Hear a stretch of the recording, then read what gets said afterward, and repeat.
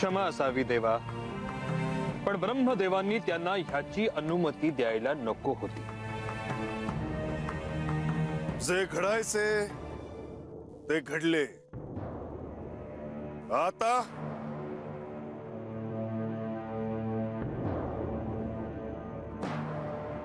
आपण आज्ञा करावी देवा।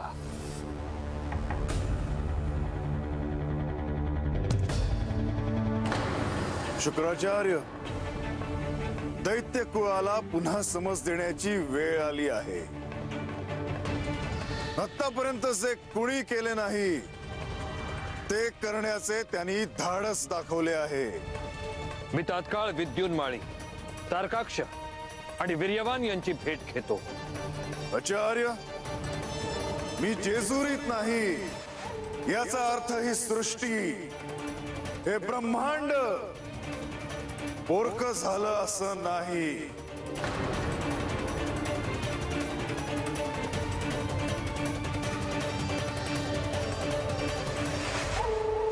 मी इथे आहे आणि कुणीही सृष्टीच्या संहाराची स्वप्न पाहू नये, अन्यथा मी असा संहार करेन की दैत्य कुळाची कूस पुन्हा कोणत्याही दैत्याला जन्म देणार नाही।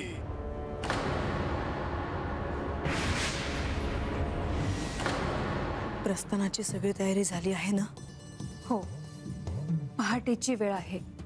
उजाडण्याच्या आत आपल्याला जेजुरी बाहेर पडायला हवं आणि आपण इथून निघालो आहोत हे कोणालाही कळता कामा नये असे प्रधानजींनी सांगितले आहे। माझ्याच पतीला मी वेश बदलून भेटायला चालले आहे, तेही कोणालाही न सांगता।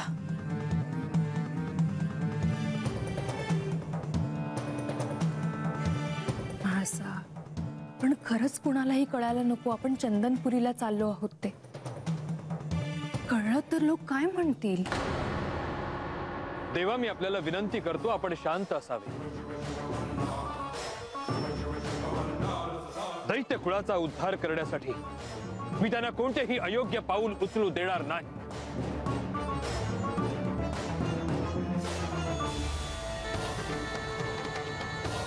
त्यांनी पहिले पाऊल टाकले आहे आचार्य। असुरातल्या अशुभ तत्वाचे शुभात रूपांतरित व्हावे म्हणून मी त्यांना कधीही अस्पृश्य मानले नाही।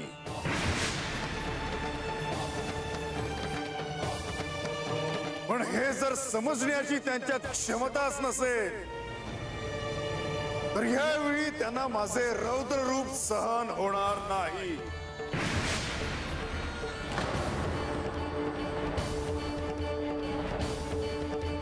आणि जेजुरीत माझी म्हाळसा आहे, माझे सर्व प्रियजन आहेत आणि कोणाची वक्रदृष्टी त्यांच्यावर पडली तर मृत्यूचे तांडव पाहायला मिळेल सगळ्यांना।